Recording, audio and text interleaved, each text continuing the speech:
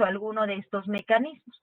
No olviden que les hice mucho énfasis que durante todo el recorrido del genobiótico en el cuerpo, el genobiótico está utilizando estos mecanismos de transporte. Por eso les hacemos mucho hincapié en la diferencia entre transporte y absorción. Porque el transporte se va a llevar a cabo. ¿Por qué? Porque tiene que atravesar la molécula de célula a célula, ¿no? Para ir llegando a los diferentes tejidos. Sin embargo, no siempre, como comentaron ustedes, hay absorción, pero transporte siempre va a haber. Y para que haya absorción, sí se requiere que haya transporte. Entonces, en este sentido, ahorita vamos a comenzar con el segundo proceso, que es el de distribución. O sea, para este punto quiero que se imaginen que el genobiótico ya está en la sangre. O sea, ya por cualquiera de los mecanismos que comentamos, pudo absorberse y alcanzó la sangre. Y entonces, ahora sí, vamos a platicar qué le pasa cuando llega a la sangre. O sea, cómo es que se reparte a los diferentes tejidos, por qué puede llegar a algunos y a otros no. Entonces, veamos. En nuestro cuerpo, pues los fluidos corporales o el agua, ¿no? Corporal que tenemos está repartida en diferentes, podría decirse, compartimientos. ¿Alguien sabe más o menos cuánta agua corporal tiene una persona de 70 kilos? ¿Aprox?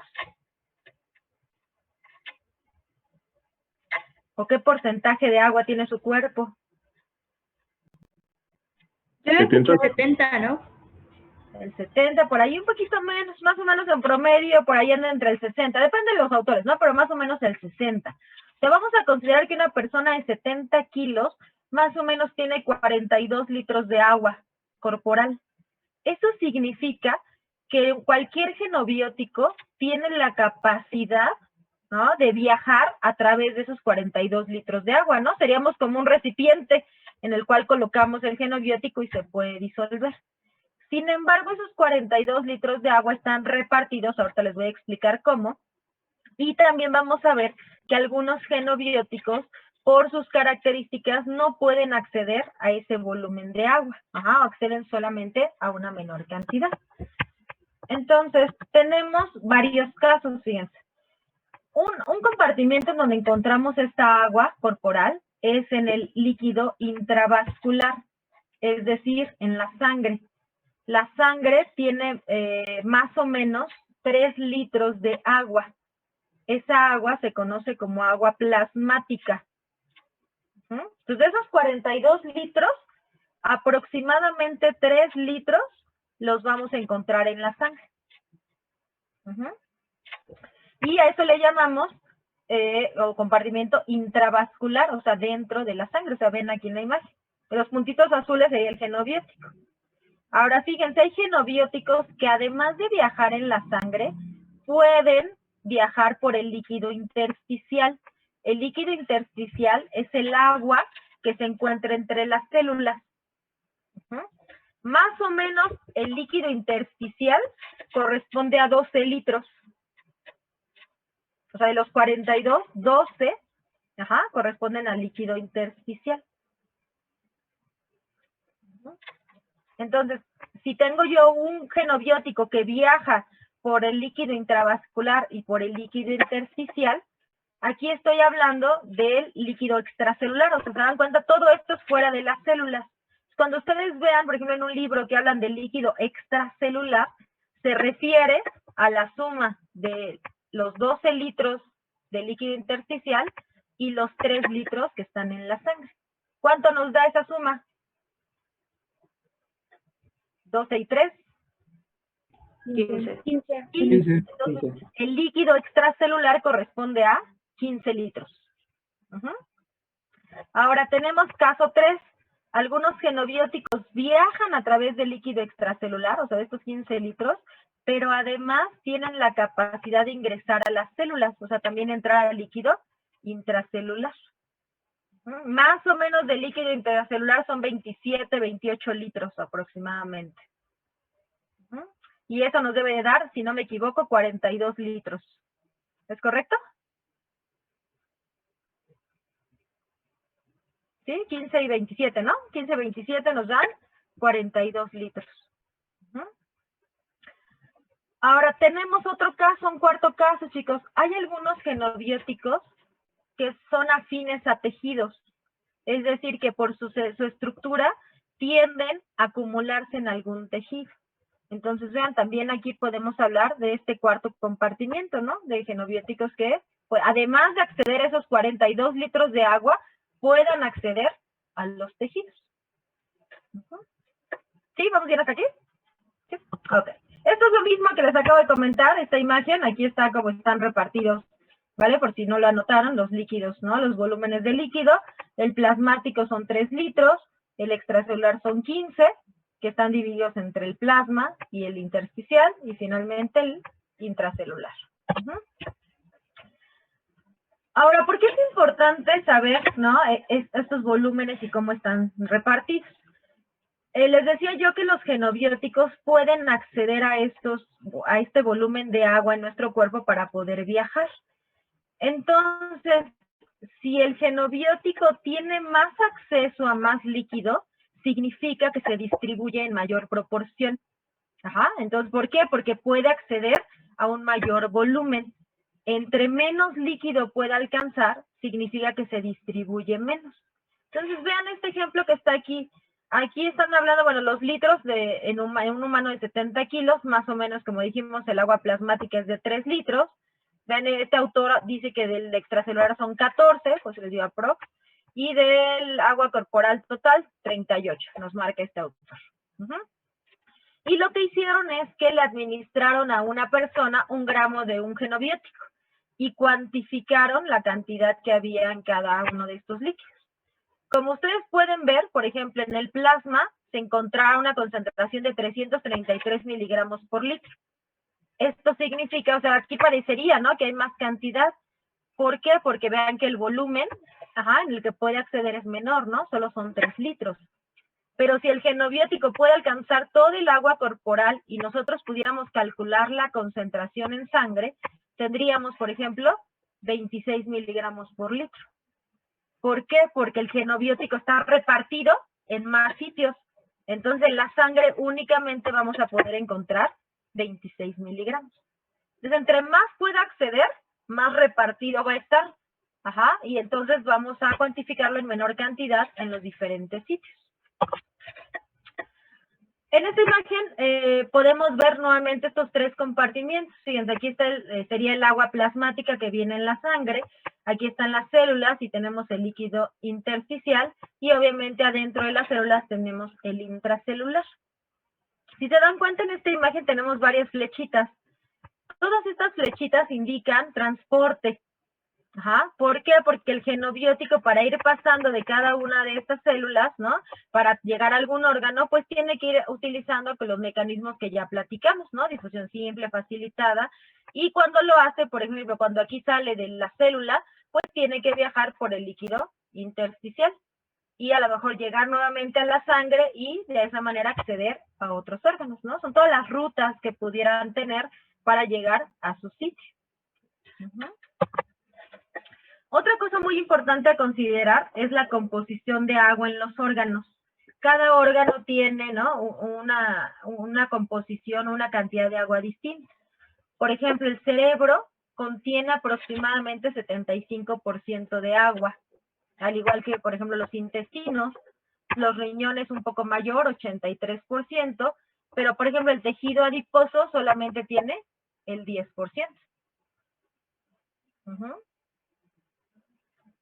Esto es importante porque, bueno, pues también aquí, ¿no?, van a poder de alguna manera distribuirse los genobióticos dependiendo, ¿no?, también de la cantidad de agua que tenga, pues, el órgano. ¿Okay? Ahora me acordé, no sé si ustedes en casa, porque esto es importante, ¿no?, por ejemplo, para el peso. Ustedes en casa, alguien tendrá una báscula, de esas básculas electrónicas, ¿no?, actuales para medir el peso y que también les mide la masa corporal y la cantidad de tejido adiposo. ¿Sí las han visto? O cuando van a fiesta, o iban a estas tiendas de GNP o de Nutriza, que había una maquinita y te sostienes, ¿no? Y pones las manos en unos electrodos para que te mida el tejido adiposo y la cantidad de agua, etcétera. ¿Nadie se ha preguntado cómo lo hace? Sí lo han visto, ¿no? Pero sí saben de qué le estoy hablando. Es la máquina donde metes tu brazo y te la aprieta, ¿no? Bueno, esa es la presión, para la presión. Pero hay unos que tienen unas manijas para sostenerte, que tienen unos electrodos, o las de casa están en los pies. Ajá, y los pies tienen por ahí unos electrodos, tú te paras y además de medirte el peso, se puede medir la cantidad de agua, la cantidad de tejido adiposo, la masa ósea. ¿Cómo lo hace? ¿La cantidad de agua? Exactamente, por la cantidad de agua. Esas básculas se basan precisamente en el transporte de agua. Ajá, mandan una señal eléctrica a través de esos electrodos a nuestro cuerpo. Y lo que hace la máquina es detectar la resistencia al transporte de esa carga electrónica. ¿Por qué? Porque el tejido adiposo no la transmite. Entonces, si nosotros tenemos mucho tejido adiposo, va a haber mucha resistencia al paso de esa corriente eléctrica. Si tenemos mayor proporción de agua, entonces puede haber un mejor paso. Entonces, todos esos datos son los que utilizan esas básculas para determinar cuánta cantidad de tejido adiposo tenemos, dependiendo también de la cantidad de agua que tenemos en el cuerpo. Entonces, eso es importante. Bueno, en este caso les digo, ahorita me acordé, ¿no?, de ese fundamento de esas básculas, pero es importante, les digo, también para, pues, cómo se va a distribuir estos genobióticos. Un minutito.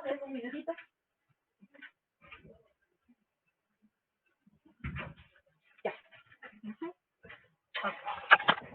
Ahora sí, ¿cómo puedo yo saber, o sea, qué parámetro me va a decir que el genobiótico se distribuye más o menos? Yo ahorita ya les dije que es la cantidad, ¿no?, el volumen de agua que pueden acceder.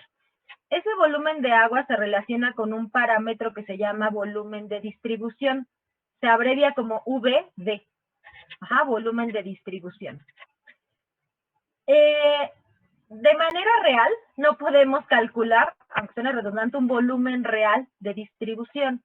Es decir, para poder saber realmente en cuánto se está distribuyendo, pues imagínense que tendríamos que tomar una muestra de cada célula de nuestro cuerpo para cuantificar cuánto tenemos del genobiótico. Y eso sería imposible de hacer. Entonces, lo que ustedes van a encontrar en las referencias bibliográficas es un volumen aparente de distribución. O sea, es una estimación del volumen que pues puede acceder o que puede alcanzar el genobiótico. Entonces, fíjense en esta imagen. Si nosotros tenemos un genobiótico que tiene bajo volumen de distribución, significa que lo vamos a encontrar principalmente en la sangre, porque puede acceder a poquito líquido. Por el contrario, si tenemos un genobiótico que tiene un alto volumen de distribución, entonces tenemos bajas concentraciones en sangre, pero vamos a encontrar mucha concentración en los tejidos, porque puede repartirse, ¿no?, a más tejidos. Y bueno, pues tenemos los casos de genobióticos con volúmenes de distribución intermedios, en los cuales pues hay una concentración intermedia entre la sangre y los tejidos. Entonces, ¿cómo sé? O sea, ¿cómo sé cuánto es un volumen alto o un volumen bajo?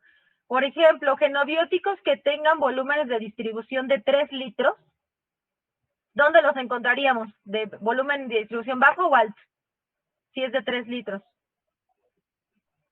¿Bajo? Bajo, exactamente, porque acuérdense, 3 litros corresponde al agua plasmática, o sea, solamente está viajando, ¿no?, principalmente por la sangre.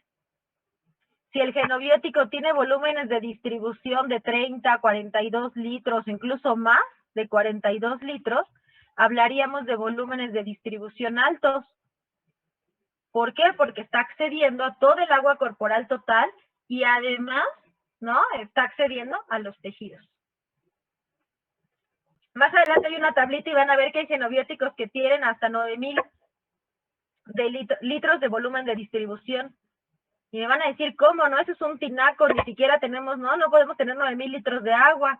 Pues no, pero son genobióticos que se acumulan durante mucho tiempo en los tejidos.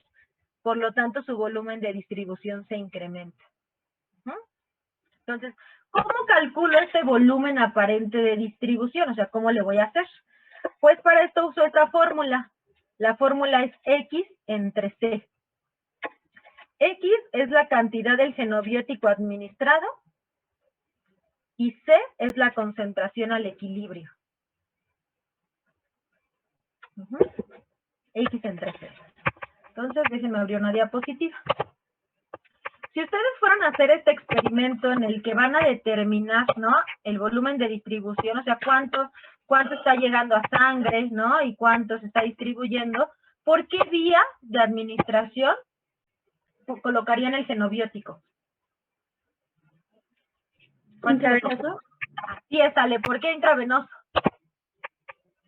Pues porque de esa manera no hay como, o sea, solo es transporte, no hay absorción como tal. Okay. Y se tiene la mayor cantidad de genobiótico. Así es, Ale. Nada más no confundas, es distinto transporte que distribución, ¿vale? Aunque no haya absorción, sí hay transporte. Ajá, pero acuérdate que es entrada y salida de las células. Lo que se evita es la absorción, exactamente. Entonces, fíjense, esto lo vamos a ver de esta manera. Estas gráficas, como les voy a poner aquí, se llaman curso temporal de la concentración plasmática. ¿Por qué es curso temporal? Porque aquí tenemos tiempo y aquí tenemos concentración del genobiótico en el plasma, es decir, en el agua plasmática. Entonces, si yo le administro a una persona o a algún animal, o sea, algún organismo, le administro un genobiótico por vía endovenosa, lo que yo voy a ver si cuantifico en sangre las concentraciones va a ser algo así. ¿Por qué voy a ver algo así? Porque automáticamente en cuanto lo administro, yo ya tengo toda la concentración en sangre, porque como bien nos dijo Ale, aquí no hay absorción. Entonces, por lo tanto, inmediatamente tengo todo en sangre. Y el proceso que empieza esta bajada es el proceso de eliminación, o sea, también empieza rápidamente la eliminación. Fíjense en la diferencia. Si yo lo administro por vía oral, ¿no? O es por vía digestiva, por vía cutánea, por vía inhalatoria, o sea, por cualquier otra vía en la que sí haya absorción, yo vería algo así. Aquí tengo tiempo, concentración plasmática, pero vería algo así. Entonces, ¿qué estoy viendo en esta subida? ¿Cuál es la diferencia? ¿Esta subida a qué proceso correspondería? Del ADVE. Y aquí les estoy diciendo que luego empieza la eliminación porque no haya absorción, ¿no? ¿Cuál sería esta subida? ¿Al de su distribución? Al de distribución, no, la distribución sería todo el área bajo la curva, ¿no? Porque se está distribuyendo todo el tiempo. ¿Cuál sería? ¿Absorción? La absorción, exactamente. Esta subida correspondería a la absorción. Llegaría un momento que alcanzaríamos una concentración máxima en sangre, o sea, lo máximo que podemos alcanzar, y posteriormente empezaría a disminuir por el proceso de eliminación. La distribución es todo el tiempo, o sea, todo el tiempo, todo el área bajo la curva hablaría de distribución. Entonces, por ahí se acuerdan que alguien comentó que el tiempo de vida media era el tiempo que tardaba en disminuir a la mitad la concentración, ¿no? Plasmática del genobiótico. Entonces, fíjense, si alcanzamos aquí, por ejemplo, vamos a poner que aquí son 100 miligramos, que es la máxima, el tiempo de vida media corresponderá al tiempo que tarda en bajar de 100 a 50. Y ese tiempo nos va a dar el tiempo de vida media. Ok, pero bueno, eso lo vamos a ver ya más adelante en la eliminación. Pero hasta aquí sí vamos bien, las diferencias o por qué vemos estas subidas. ¿Toda la área bajo la curva es la distribución? Todo el área bajo la curva se relaciona con distribución porque todo el tiempo la molécula está llegando a los diferentes órganos. En cuanto se absorbe, llega a la sangre y empieza a distribuirse. Entonces, todo esta área bajo la curva sería distribución. Así es. Okay, gracias. Ahora, fíjense, aquí no significa... Un segundito antes de que se me olvide la idea, Alfredo, creo que quieres hablar. En esta subida no significa que solo haya absorción, también hay eliminación ya y distribución, pero el proceso que predomina es la absorción. En la bajada, el proceso que predomina es la eliminación. Ahora sí, Alfredo, perdóname. No se preocupe, ¿qué era XN? Esto es concentración plasmática del genobiótico. Ay, que no me está gracias. Son corchetes, genobiótico y aquí una P. Ok, entonces regreso al de vía endovenosa. Fíjense, en la vía endovenosa no vemos la subida, por lo tanto no hay absorción. el proceso que continúa sería luego eliminación, ¿ok? Entonces, ¿cómo puedo hacer? Esto fui tomando muestras a diferentes tiempos en este individuo y yo hago esta gráfica. ¿Cómo puedo convertir este comportamiento en una línea recta? ¿Qué hago? ¿Con logaritmo natural? ¿Ok? Con logaritmo, exactamente. Entonces, voy a convertir estos valores de concentración al logaritmo y lo que voy a encontrar va a ser una línea recta.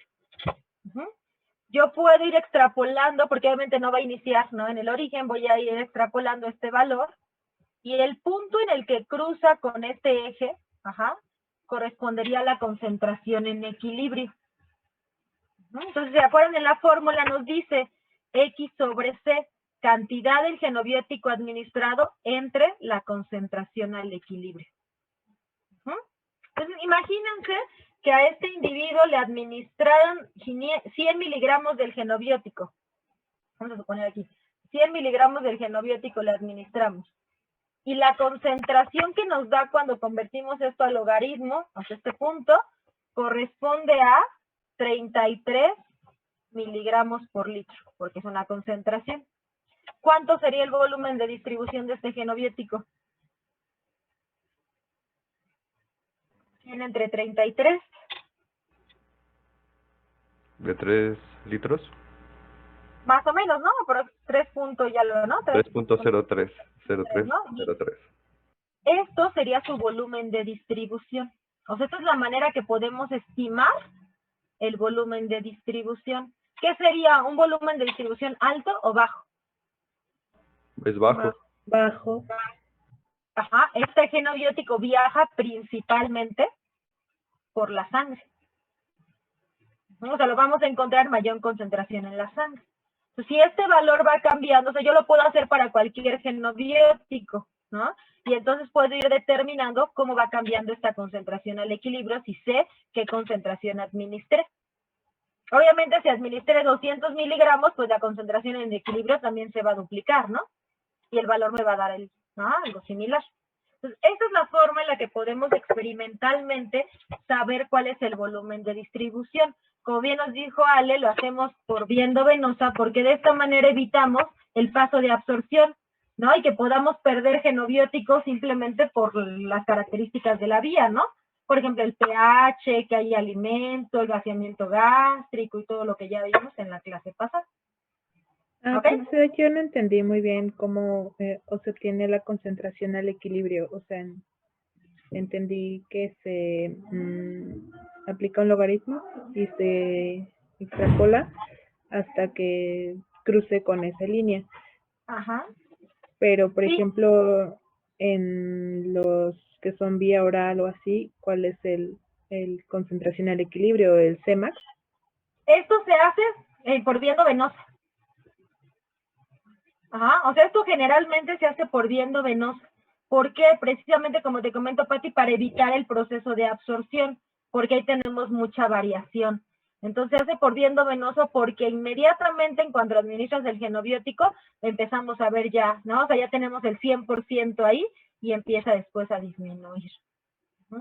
Obviamente, chicos, esto no se hace, por eso les digo, es una estimación y hay fórmulas y se hace por comparación también con otras sustancias de características similares, porque no podemos hacer esta evaluación pues de muchas sustancias, ¿no? O sea, de muchos tóxicos. Ninguno de ustedes se prestaría, ¿no? Si yo les digo que vamos a hacer este experimento con un plaguicida, por ejemplo, y les voy a decir que les voy a administrar por vía endovenosa y van a tomar muestras de sangre, pues no creo que alguien quiera, ¿verdad?, participar. ¿Cómo se hace? Bueno, pues en muchas veces se hace por una estimación y una comparación con genobióticos de características pues similares, ¿no? Porque les digo, es difícil saber realmente el volumen real. Entonces, los invito aquí nuevamente, bueno, está la página otra vez del simulador que vimos la clase pasada. Y bueno, aquí también hay una sección que es del volumen de distribución. Y bueno, lo que hacen en este simulador es que tienen 3 tipos de, como recipientes, uno de 1 litro, uno de 10 litros y otro de 100 litros. Y administran la misma dosis de un genobiótico, 100 miligramos. Y entonces lo que observan es, bueno, pues obviamente que aquí está más concentrado porque hay menos volumen, ¿no? Y aquí va a estar más diluido. El volumen de distribución aquí va a ser mayor. ¿no? Que es lo mismo que acabamos de explicar, pero bueno, en el simulador se ve más bonito, ¿no? Ahora, dice, la sangre distribuye los genobióticos por todos los tejidos del organismo, que de acuerdo con sus afinidades físico-químicas, los retienen en mayor o menor grado. Esta retención puede ser de dos tipos. En los tejidos sensibles al genobiótico o lugares de acción, y en tejidos de acumulación o almacenamiento, lo que supone una retención que impide ejercer la acción del genobiótico. Entonces, bueno, les explico esto en otras palabras. Para la distribución es importante saber cuáles son las características físico-químicas del genobiótico. Tres de las más importantes que ya comentamos: tamaño, grado de ionización y solubilidad. ¿Por qué? Porque estas características van a determinar hacia qué sitio puede de alguna manera almacenarse el genobiótico, y también vamos a tener algunos tejidos que sean sensibles o más afines, si lo quieren ver así, para esos genobióticos. Entonces yo les preguntaría, para que se absorba un genobiótico, ¿cómo tiene que ser? ¿Hidrosoluble o liposoluble? Liposoluble. Lipo, ¿no? Se absorbe más rápido, ¿no? Ya dijimos, por difusión simple. Ahora piensen, para la distribución, ¿cómo se favorecerá la distribución de una molécula liposoluble o de una molécula hidrosoluble? Hidrosoluble. Hidrosoluble. Hidrosoluble. Entonces aquí tenemos un problema, ¿no? Porque si son liposolubles, rápido se absorben, pero cuando lleguen a la sangre, ¿qué va a pasar? Que pues no se van a disolver. Ajá, es como poner agua y aceite. Por lo tanto, pues estas moléculas que sean liposolubles van a necesitar de algo que los ayude a poder transportar. Entonces ahora las moléculas hidrosolubles se van a distribuir más rápido, porque se solubilizan en el agua y pueden entrar, ¿no? Pueden viajar rápidamente. El transporte, acuérdense, el transporte se va a favorecer si es más liposoluble, ¿ok?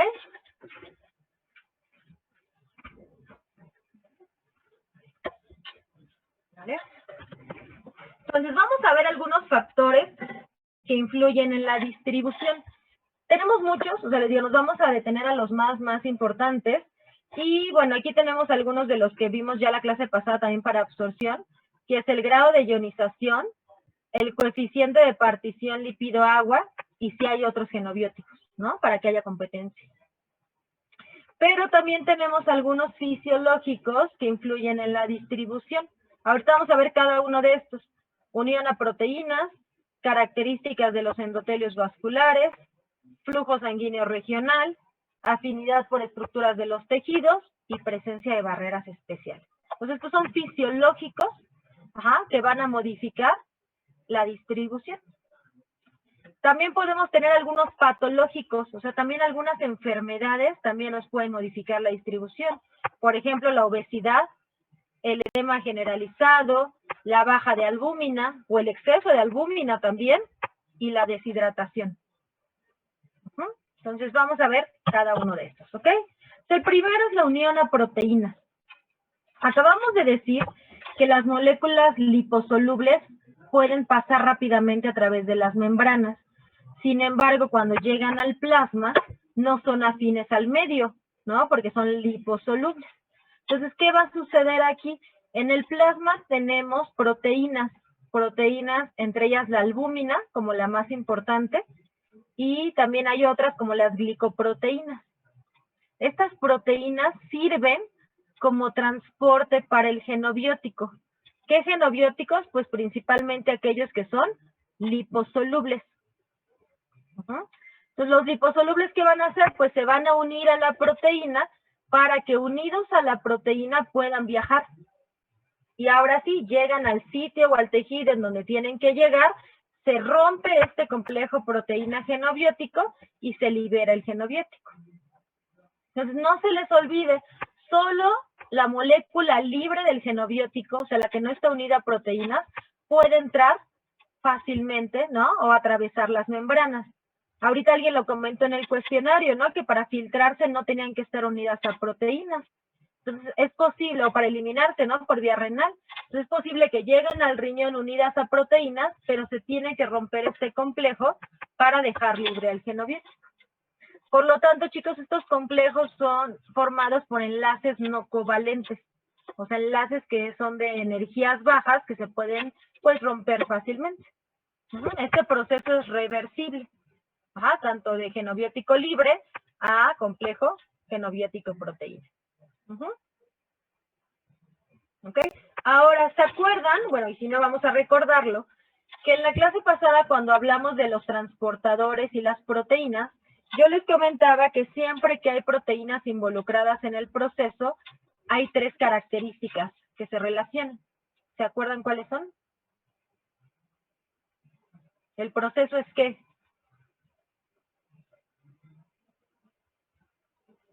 A ver, si no, búsquenle por ahí. Si hay proteínas involucradas, ¿cómo se vuelve el proceso? El proceso es ¿qué? Son 3.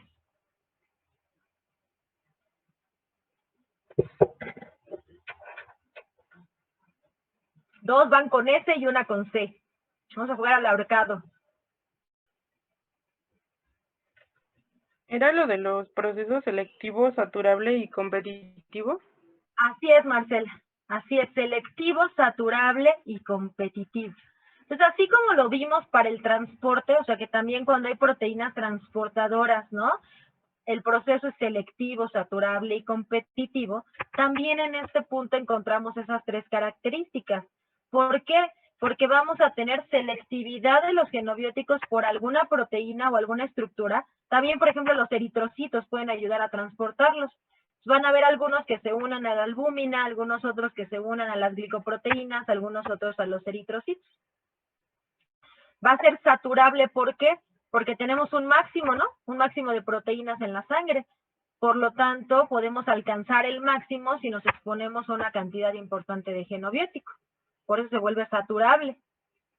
Y competitivo, recuerden que significa que 2 sustancias pueden competir por la unión, en este caso a la proteína. ¿Quién se va a unir? Pues la que sea más afín, ¿no? La que esté en mayor concentración. ¿No? ¿Ok?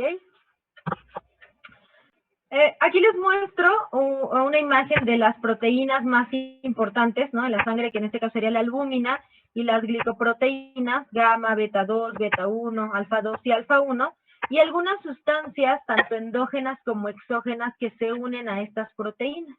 Entonces, lo que quiero que resaltar aquí es que vean que hay sustancias incluso que son endógenas que también pudieran competir por la unión a proteínas.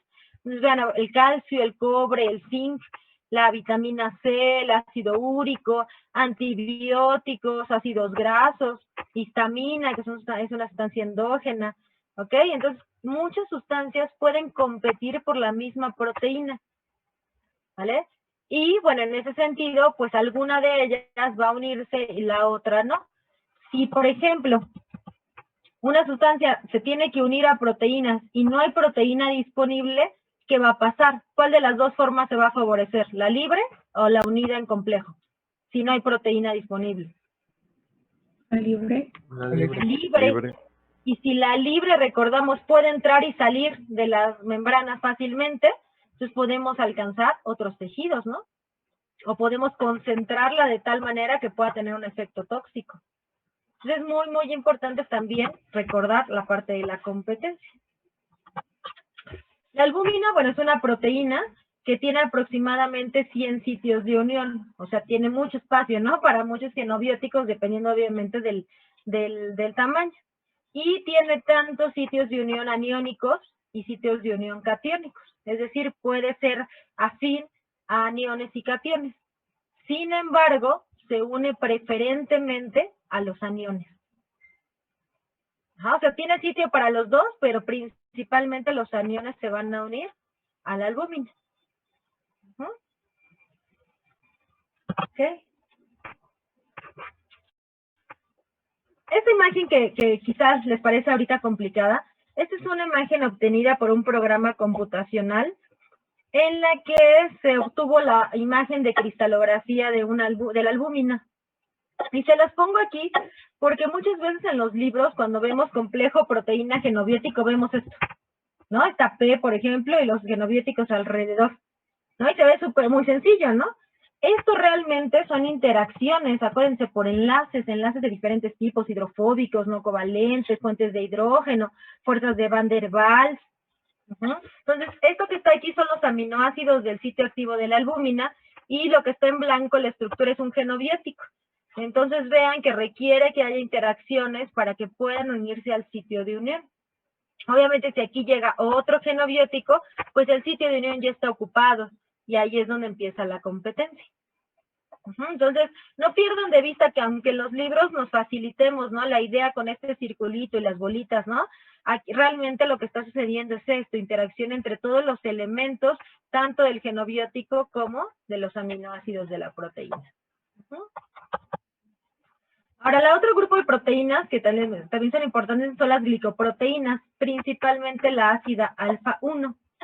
Esta glicoproteína se une preferentemente a genobióticos de carga positiva. Entonces, la albúmina, principalmente los de carga negativa, la glicoproteína, los de carga positiva. Ahora, quisiera que vieran esta imagen. Vamos a ver primero lo que está del lado izquierdo.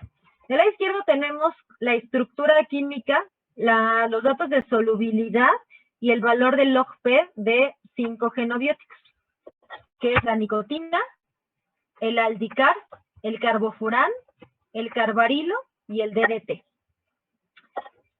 Díganme ustedes, con estos valores de log-P, fíjense, la nicotina tiene un valor de 1.17, mientras que el DDT tiene un valor de 5.80. ¿Cuál de los dos es más liposoluble? El de mayor logaritmo. El de mayor log-P, así es, que sería en este caso el DDT. Si se fijan, es insoluble en agua, porque es muy liposoluble. Vean la estructura. ¿Se acuerdan que hablamos de los grupos funcionales que incrementan la liposolubilidad? Que son los aromáticos, las cadenas hidrocarbonadas y los halógenos. Pues vean, esta estructura tiene completamente estos compuestos, estos grupos funcionales. La nicotina es más hidrosoluble.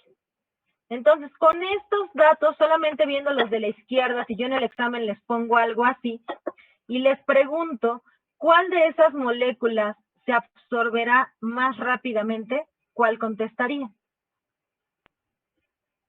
¿La nicotina? La nicotina. ¿Se va a absorber más fácilmente? No, la última, la del log-P, ¿no? Porque es más liposoluble. Exactamente, Pami, la del DDT. O sea, si yo les pongo esto en el examen y solamente lo de los datos de la izquierda y les pregunto cuál se absorbe más fácilmente, sería este, el DDT. Acuérdense, entre más liposolubilidad, más fácilmente se pueden absorber por la afinidad por la membrana plasmática. La nicotina es más hidrosoluble. Ahora la pregunta es, ¿cuál se va a distribuir más fácilmente? ¿La nicotina o el DDT? La nicotina. La nicotina, porque es más hidrosoluble. Entonces, ahora sí, veamos la tablita que está a la derecha. Fíjense, la nicotina solamente se une en un 25% a proteínas plasmáticas. El otro, ¿no? El otro 65%, 75%, viaja de forma libre. ¿Por qué? Porque es una molécula hidrosoluble. Entonces realmente no necesita unirse en mayor porcentaje a las proteínas. Pero vean el DDT. El DDT se une en un 99% a proteínas. ¿Por qué? Porque es altamente liposoluble. Y entonces necesita esas proteínas para poder transportar. Y esta unión a proteínas, si lo analizan con los valores del log-P, van muy relacionados con la solubilidad y la unión a proteínas. ¿Sí quedó claro esto, chicos? Así son las preguntas del examen, chicos. No es así todo de, díganme el término distribución, son de aplicar. ¿Ok? Ahí es donde, ¿no? Ahí es donde nos perdemos un poquito. ¿Ok? Profesora, ¿podría repetirme, por favor, lo de entre más liposoluble, más qué? A ver, no sé exactamente en qué punto, pero bueno, seguro dije que entre más liposoluble se absorbe más fácil. Pero su distribución se dificulta. ¿Por qué? Porque no es afín al agua y entonces se tiene que unir en mayor porcentaje a las proteínas. Vale, gracias. No sé si lo dije así, Ale, pero esto es lo que dije, ¿no? Profesora, si tiene mayor liposolubilidad, ¿se favorece el transporte, dijo? Se favorece el transporte por difusión simple. Acuérdate que la difusión simple depende de que la molécula sea pequeña, no ionizada y liposoluble. Gracias. ¿Vale? Como se darán cuenta, chicos, no pueden olvidarse de nada. Si se fijan, todo va relacionado. Todo lo que hemos ido viendo. Y por ahí me voy a sentir, ya me acordé, un poco ofendida, fíjense, porque le comentaban a la doctora Lisdat y le decían, es que leí en un libro esto y esto. Y todas las preguntas del cuestionario las vimos y las podían haber resuelto con la clase pasada. Ya me sentí mal, ¿no? De que todo lo leyeron. Pero bueno, lo importante es que lo hicieron, pero espero que, bueno, pues también les esté quedando claro, ¿ok? Para que vayan uniendo todos estos conceptos. Ahora este parrafito es muy, muy importante, chicos. Fíjense, dice, solo la fracción del genobiótico que se halla en el torrente sanguíneo y no está fijada a las proteínas del plasma puede salir de la circulación, distribuirse por todo el cuerpo y alcanzar sus lugares de acción. Entonces no se les olvide, si está unida a proteínas, va a andar ahí en la sangre, como reserva. Para que pueda salir de la sangre y alcanzar el sitio de acción y posiblemente ejercer su efecto tóxico, entonces tenemos que romper ese complejo con la proteína y que quede de forma libre. Profesora, Sí. creo que lo pueda repetir porque me confundí, perdón. Ok, lo único, el parrafito que está aquí, lo único que nos dice es que para que la molécula pueda alcanzar su sitio de acción, necesita estar de forma libre. O sea, solamente si está libre, o sea, así, no voy a regresar a mental, solo si está en forma libre, puede atravesar las membranas. Si está unida a las proteínas, no puede hacerlo. Entonces, para que ustedes puedan observar una respuesta tóxica después de haber estado en contacto con un genobiótico, el genobiótico tiene que absorberse, tiene que distribuirse, llegar al sitio de daño, pero no solamente llegar, sino llegar en una concentración tal que le permite ejercer el efecto. Y para eso tiene que estar sin unirse a la proteína.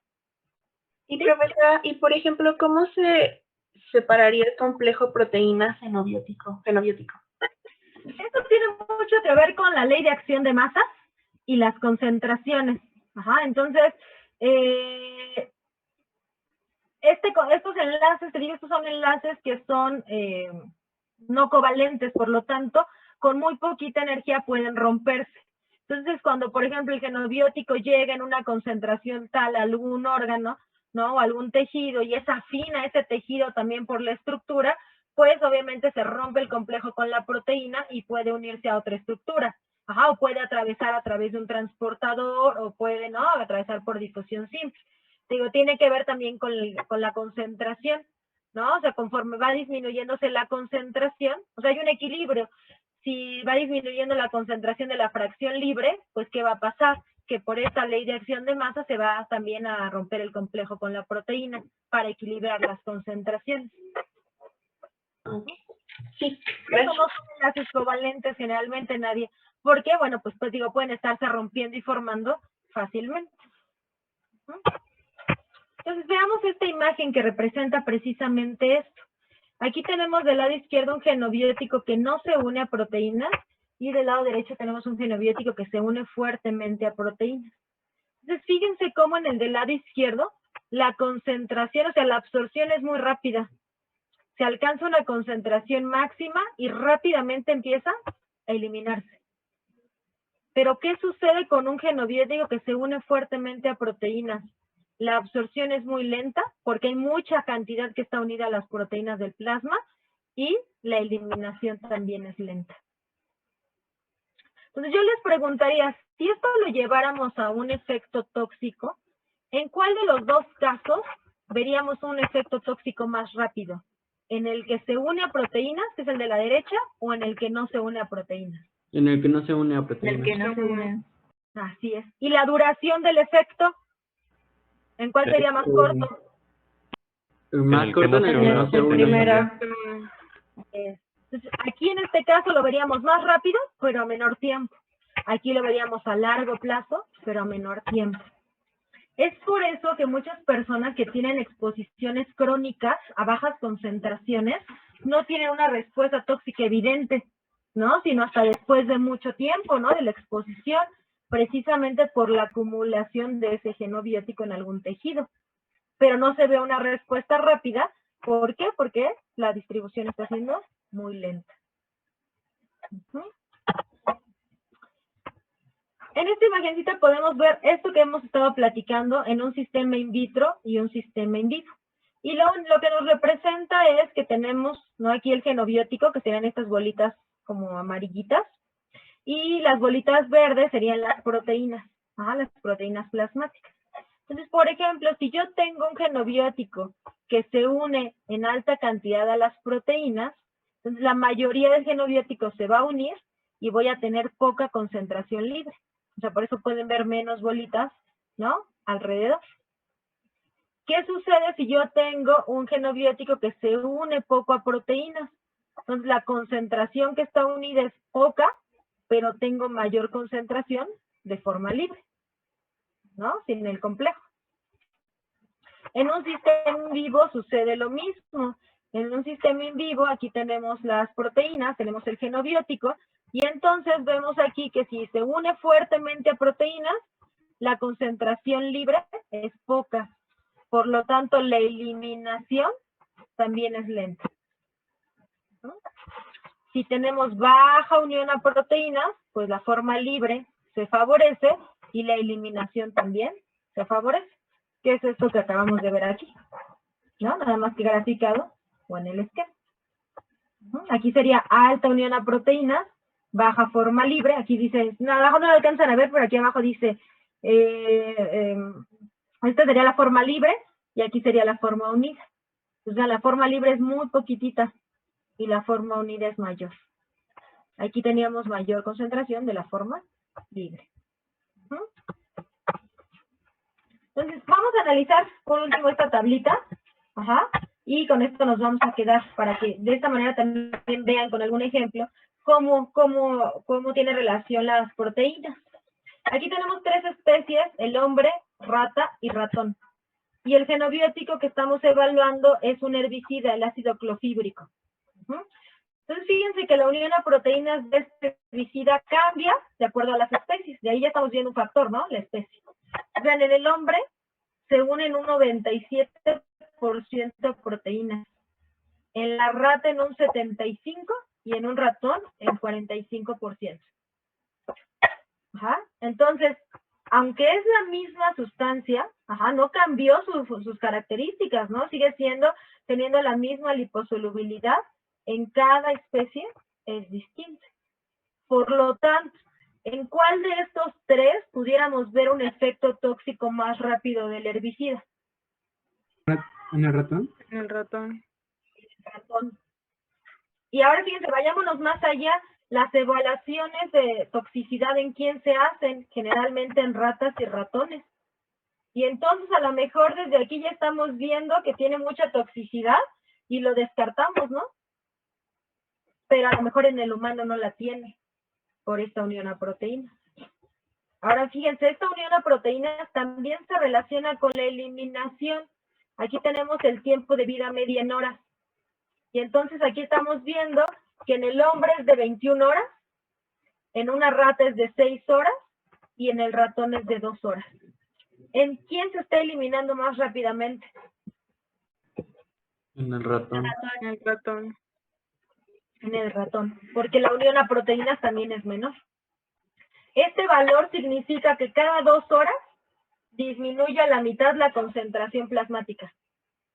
O sea, imagínense, si eran 100, en 2 horas bajó a 50, y en otras 2 horas bajó a 25, y en otras 2 horas bajó a 12.5, y así sucesivamente. En el humano, cada 21 horas baja a la mitad la concentración. O sea, la permanencia que tiene el genobiótico en el humano es mayor debido a que también se une en mayor proporción a las proteínas. Entonces, este es un factor muy importante para determinar también la distribución y el tiempo, ¿no?, de permanencia del genobiótico en el cuerpo. ¿Dudas hasta aquí, chicos? Nos vamos a quedar hasta esta diapositiva. Profesora, entonces nada más de manera muy general, si hay una fijación a proteínas por parte del genobiótico, va a quedarse más tiempo en el organismo y por ello va a salir más lento del organismo y su concentración libre es poca. Así es, exactamente. O sea, si se une más, hay menos libre. Y por lo tanto, si se une más, está ahí más tiempo como de reserva en la sangre, sin poder salir. Dura más tiempo y pudiera ser que el efecto también fuera a más largo plazo. Muy bien, así es. Y su distribución también es más, se distribuye más, o esa parte de esa me confundí. Su distribución, o sea, su distribución en velocidad es menor porque está más tiempo en la sangre, ¿no? En lugar de irse a los tejidos. O sea, la distribución es más lenta, pero eso no significa que no pueda acceder a los órganos, porque si se está uniendo a proteínas, no pierdas de vista que seguramente es más liposoluble la molécula. Entonces, en el momento en que pueda liberarse del complejo, fácilmente va a poder atravesar las membranas plasmáticas. O sea, a lo mejor va a alcanzar otros sitios que no alcanzaría un genobiótico hidrosoluble. Te digo, siempre les digo, esto es complicado porque todos los factores se van a relacionar. O sea, no solamente podemos pensar en la unión a proteínas, también te digo, tienes no olvidar la ionización, la solubilidad, los mecanismos de transporte. O sea, todos se pueden ver afectados de una manera distinta con el mismo parámetro. Sí, profesora, gracias. Ok. ¿Alguien más, chicos? Ahora, no se me olvidó el Kahoot, no crean que se me olvidó el Kahoot, lo que sucede es que nos fuimos muchísimo tiempo de la explicación de las prácticas. Terminando el tema de distribución, hacemos el Kahoot de los dos, absorción-distribución, ¿ok? La siguiente clase empiezo lo más puntuales que podamos para recuperar el tiempo y hacemos Kahoot y empiezo también con el otro tema, ¿ok? Entonces, nos veríamos la siguiente clase, chicos. Gracias, Gracias, hasta luego. Hasta luego, profesora. Hasta luego, profesora.